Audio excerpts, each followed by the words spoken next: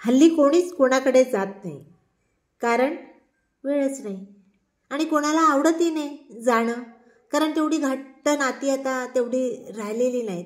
Comfort zone हवं असतं प्रत्येकाला, त्याच्यामुळे पण लोक कोणाकडे जात नाही. आपलं आपलं आपल्याकडं कोणी आलेलेही आवडत नाही आणि कोणाकडे जायलाही त्यांनाही आवडत नाही. आता असं झालं आहे. आमच्या वेळेला तसं नव्हतं. म्हणजे आता माझं वय 68 आहे.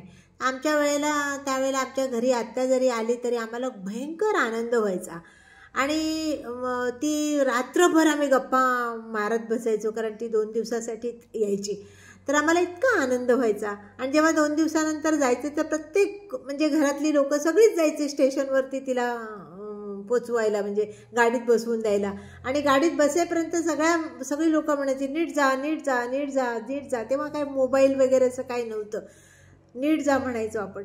आणि ती एकच हात असा काढायची बाय करायला, तेव्हा प्रत्येक माणसाच्या डोळ्यात पाणी यायचं. एवढी भावना होती, एवढी आपुलकी होते, ती आता कुठे दिसत नाही.